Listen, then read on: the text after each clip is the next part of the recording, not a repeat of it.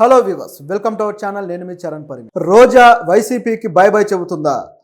So ఇదొక hot news వచ్చింది. So దీని గురించి మాట్లాడదాం.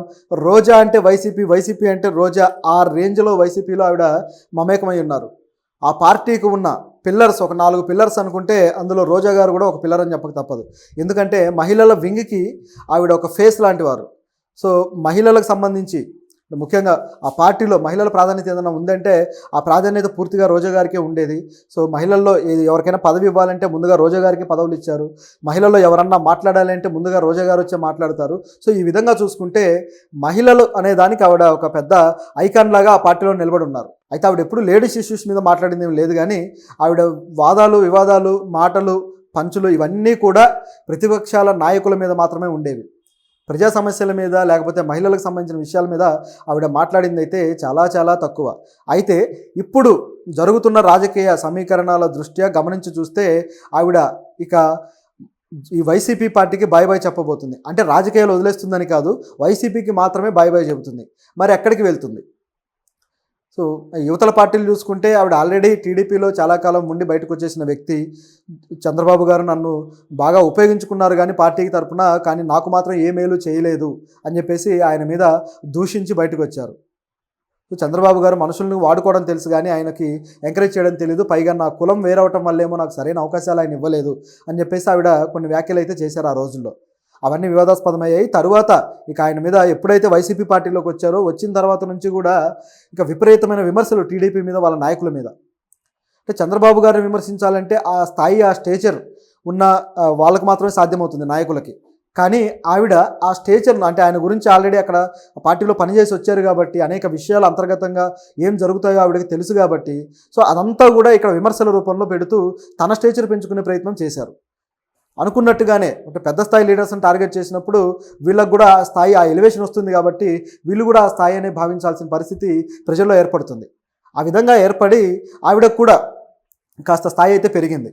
పెరిగిన తర్వాత మొత్తానికి రాజకీయాలు ఆవిడకి పదవి అయితే వచ్చింది, గెలవడము, ఆవిడకి మంత్రి పదవి ఇవ్వడం, ఇవన్నీ జరిగాయి.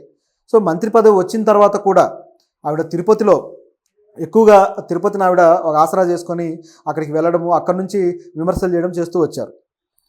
నగరిలో ప్రతి కార్యక్రమానికి ఆవిడ హాజరవుతూ ఉండేవారు. అంటే ప్రతి దాంట్లోనూ ఆవిడ ప్రాతినిధ్యాన్ని చూపిస్తూ వచ్చేవాళ్ళు అనమాట. సో అంత చేస్తూ వచ్చిన వ్యక్తి, అది కూడా వైసీపీ పార్టీకి సంబంధించి చూస్తే ఎక్కడ అవకాశం దొరికితే అక్కడ జగన్ని పొగడ్డానికి ఆవిడ కేటాయించేవారు. జగనన్న అని చెప్పేసి, జగనన్న వల్లే ఇది జరిగిందని చెప్పేసి రకరకాలుగా. ఇప్పుడు అవన్నీ కూడా తర్వాత ట్రోలింగ్ అయ్యాయి అనుకోండి. సో అంటే ఇక తనకు పదవి ఇచ్చినప్పుడు కూడా జగనన్న మేలు వల్లే జరిగిందని చెప్పారు తప్పితే ప్రజల వల్ల జరిగిందని చెప్పలేదు ఆవిడ. సో ఈ విధంగా మాట్లాడిన పరిస్థితి. అంటే అవకాశం దొరికిన ప్రతి చోట తమ నాయకుడిని పొగుడుతూ వచ్చిన వ్యక్తి ఇప్పుడు ఎందుకు నాయకుడికి అడ్డం తిరిగారు?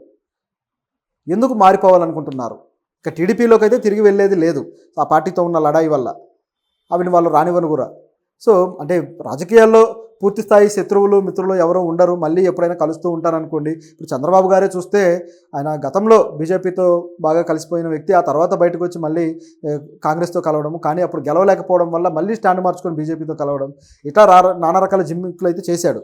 అదే పద్ధతిలో నాయకులు కూడా చేస్తూ ఉంటారు. కాసేపు ఈ పార్టీలో, కాసేపు ఆ పార్టీలో, ఈ జంపింగ్ జపాన్లు ఎక్కువే. అయితే ఇప్పుడు ఈవిడకి మాత్రం కొంతమందికి ఏంటంటే ఇక పూర్తి స్థాయిలో ఎండ్ కార్డు పడిపోద్ది అనమాట. ఆ పార్టీలో ప్రవేశం లేనంత స్థాయిలో వాళ్ళు నెగిటివ్ ఇమేజ్ తెచ్చుకుంటారు ఆ పార్టీ నుంచి. అట్లా టీడీపీలో ఆవిడకి అవకాశం అయితే లేదు. మరి జనసేనలో ఉంటుందంటే అసలే ఉండదు. ఇక పవన్ కళ్యాణ్ కనీసం ఆవిడ ఒక నాయకుడిగా కూడా గుర్తించలేదు గతంలో. పవన్ కళ్యాణ్ కనీసం ఒక వార్డు మెంబర్గా అన్న గెలిచాడా, ఒక సర్పంచ్గా అన్న గెలిచాడా, ఆయనకు ఎమ్మెల్యే అయ్యి సీఎం అయ్యేంత ఉందా అని చెప్పేసి విమర్శించారు. అసలు అదొక పార్టీనా, ఆయన ఒక నాయకుడా, వాళ్ళకి ఎవరున్నారు ప్రజాప్రతినిధులు, ఒక్కళ్ళన్నా అసెంబ్లీలో ఉన్నారా అని చెప్పేసి ఇష్టానుసారం మాట్లాడారు. ఆయన పెళ్ళిళ్ళ విషయంలో కూడా నిజానికి వ్యక్తిగత విషయాలు, వీళ్ళు సినిమా నుంచి వచ్చిన వాళ్ళు, సో వీళ్ళ వ్యక్తిగత జీవితాలన్నీ కూడా తెరిచిన పుస్తకాలే, అందరికీ తెలుస్తూ ఉంటుంది. దాంట్లో విమర్శలు చేసుకొని, ప్రతి విమర్శలు చేసుకొని అవమానించుకోవడం ఎందుకు? సో ఆవిడ సినిమాల కోసం ఆవిడ కూడా ఇంతకుముందు చేసిన క్యారెక్టర్లు కావచ్చు, అంటే నిజానికి కొద్దిగా సెన్స్లెస్ క్యారెక్టర్లు చాలానే చేశారు ఆవిడ. అంటే కమర్షియల్ సినిమాలో హీరోయిన్గా కొన్ని మంచి పాత్రలు కూడా చేశారనుకోండి, అది ఖచ్చితంగా మెచ్చుకోదగిందే. అయితే ఒక ప్రొఫెషన్లో ఉన్నప్పుడు అన్ని రకాలుగా జరుగుతూ ఉంటుంది, ప్రతి దాన్ని విమర్శించాల్సిన పని లేదు. ముఖ్యంగా వ్యక్తిగత జీవితం చూసుకుంటే ఆయన పెళ్లిళ్ళ విషయంలోనూ, ఊరికే మహిళల విషయంలో పవన్ కళ్యాణ్ ఇట్లా అట్లా అని చెప్పేసి నానా రకాలుగా మాట్లాడారు. అది వ్యక్తిగతంగా తీవ్ర స్థాయిలోకి వెళ్ళడంతో ఆయన ఫ్యాన్స్ కూడా అదేవిధంగా ఆవిడ కౌంటర్ ఇచ్చారు. అయితే వాళ్ళ పార్టీ ఉన్నన్ని రోజులు ఆవిడకి ఏ సమస్య రాలేదు. పార్టీ ఎప్పుడైతే ఓడిపోయిందో ఇక అప్పటి నుంచి ఆవిడ ఇక బయట కూడా కనిపించలేదు. నగరిలో కూడా అనేక ఈవెంట్స్కి వెళ్ళే ఆవిడ అసలు నగరిలోనే ఎవరి ఇంటికి వెళ్లకుండా ఏమీ చేయకుండా ఇంట్లోనే ఉండి కాస్త రిలాక్స్ అయిన వీడియోస్ కూడా పెట్టారు.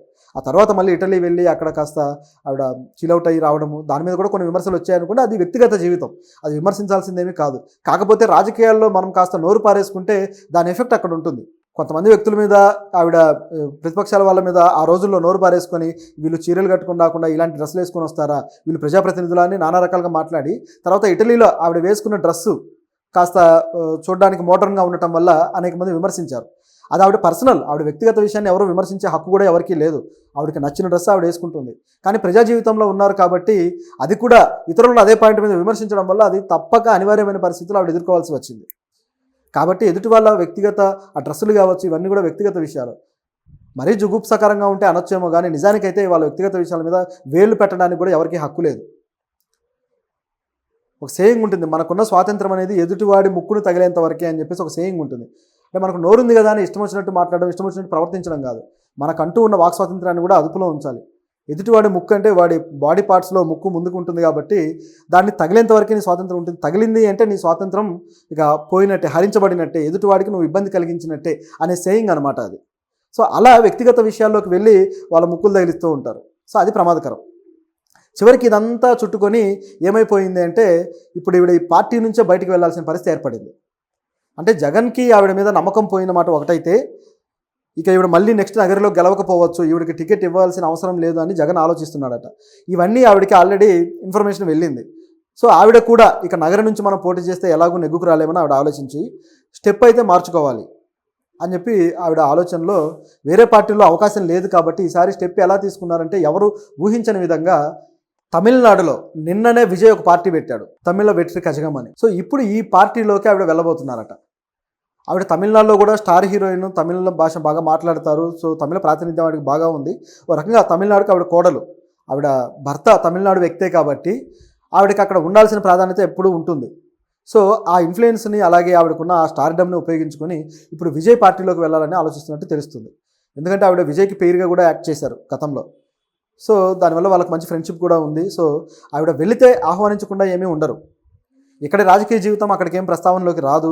పైగా వచ్చినా కూడా సమస్య ఏమీ లేదు.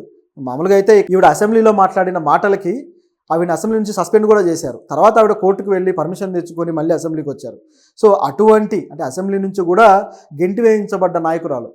సో చివరికి ఇప్పుడు మరి ఇక్కడికి వెళ్తే అక్కడ ఎలాంటి ఆదరణ ఉంటుంది, ఆవిడ తిరిగి అక్కడ మళ్ళీ రాజకీయాల్లో తన ప్రస్థానం చూపిస్తారా అనేది ఒక ప్రశ్న ఉంది. నిజానికి ఆవిడ ఏదైనా జాతీయ పార్టీలో జాయిన్ అయితే బెటర్ ఏమో. ఎందుకంటే రాష్ట్ర స్థాయిలో అటు ఇటు జంప్ అవడం కన్నా ఏ బీజేపీ లాంటిదో లేదా కాంగ్రెస్ లాంటి పార్టీలోకో జాతీయ స్థాయిలో, అది కూడా ఏదో లోకల్గా కాకుండా జాతీయ స్థాయిలో ఎంపీకో ఈ విధంగా ప్రయత్నిస్తే ఆవిడకి ఏమైనా ఉపయోగం ఉండొచ్చు. ఎందుకంటే ఇప్పుడు ఎమ్మెల్యే స్థాయి పదవులు వచ్చేసరికి పూర్తిగా సీఎంలను దూషించడం ఈ రకంగా చేశారు కాబట్టి ఆ అవకాశం లేదు. పైగా ఆవిడ ఆ నియోజకవర్గం నుంచి ఏదైతే తన వాల్యూ ఉందో దాన్ని కోల్పోయారు. కాబట్టి ఎంపీగా అయితే కొద్దిగా అవకాశం ఉండే ఛాన్స్ ఉంది. పైగా మంత్రిగా కూడా చేసిన వ్యక్తే కాబట్టి ఇంకాస్త ఒక ఫార్వర్డ్గా వెళ్ళిన ఫీలింగ్ ఉంటుంది. అదేవిధంగా కొన్ని పార్టీలకి ఇలాంటి నాయకుల అవసరం కూడా ఉంది. అయితే ఆవిడ కాస్త వ్యక్తిగత విషయాలు లేదా రాజకీయ కక్షలు ఇవన్నీ దృష్టిలో పెట్టుకొని మాట్లాడడం కాకుండా ప్రజల గురించి మాట్లాడినప్పుడు ఆవిడకి ఇంకా వాల్యూ పెరుగుతుంది. ఆవిడకి పర్సనల్గా ఇమేజ్ ఉంది కాబట్టి అది పార్టీకి కొంత ఉపయోగపడచ్చేమో. కానీ నాయకురాలుగా ఈవిడ చేసింది ఏమిటి? ఆవిడ మంత్రి పదవిలో ఉన్నప్పుడు కూడా ఏమీ చేయలేదు. కాబట్టి ఈ విమర్శలు కానీ ఇప్పుడు రాజకీయంగా ఈవిడ తెరలు మూసుకుపోవడం కానీ ఇవన్నీ జరుగుతున్నాయి. సో మరి ఆవిడ ఏం చేస్తుందనేది ఇప్పుడు ఆసక్తికరంగా ఉంది, చూద్దాం.